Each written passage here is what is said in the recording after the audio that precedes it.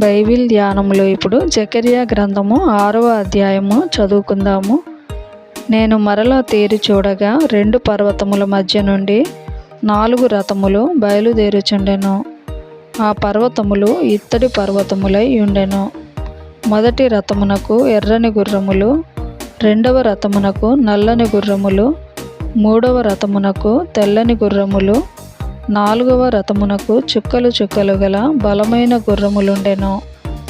నా ఏలినవాడ, ఇవేమిటి అని నాతో మాటలాడుచున్న దూతను నేను అడుగగా, అతడు నాతో ఇట్లనెను, ఇవి సర్వలోకనాథుడగు యెహోవా సన్నిధిని విడిచి బయలువెళ్ళు ఆకాశపు చతుర్వాయువులు. నల్లని గుర్రములున్న రథము ఉత్తర దేశములోనికి పోవునది. తెల్లని గుర్రములున్న రథము వాటి వెంబడి పోవును. చుక్కలు చుక్కలు గల గుర్రములు గల రథము దక్షిణ దేశములోనికి పోవును.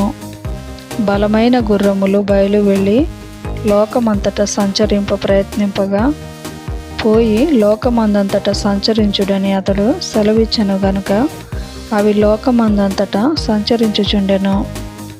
అప్పుడు అతడు నన్ను పిలిచి, ఉత్తర దేశములోనికి పోవు వాటిని చూడుము, అవి ఉత్తర దేశమందు నా ఆత్మను నెమ్మదిపరచునని నాతో అనెను. మరియు యెహోవా వాక్కు నాకు ప్రత్యక్షమై సెలవిచ్చినదేమనగా, చెరపట్టబడిన వారిలో బబులోను నుండి వచ్చిన హెల్దయి, టోబియా, యోదాయా అనువారు జెఫన్యా కుమారుడగు యోషీయా ఇంట దిగియున్నారు. వారు చేరిన దినముననే నీవు ఆ ఇంటికి పోయి వారినడిగి వెండి బంగారములను తీసుకొని కిరీటము చేసి ప్రధాన యాజకుడును యెహోజాదాకు కుమారుడునైన యెహోషువ తల మీద ఉంచి అతనితో ఇట్లనుము, సైన్యములకు అధిపతియగు యెహోవా సెలవిచ్చినదేమనగా, చిగురు అను ఒకడు కలడు. అతడు తన స్థలములో నుండి చిగుర్చును. అతడు యెహోవా ఆలయము కట్టును. అతడు ఘనత వహించుకొని సింహాసనాసీనుడై ఏలును. సింహాసనాసీనుడై అతడు యాజకత్వము చేయగా ఆ ఇద్దరికి సమాధానకరమైన యోచనలు కలుగును.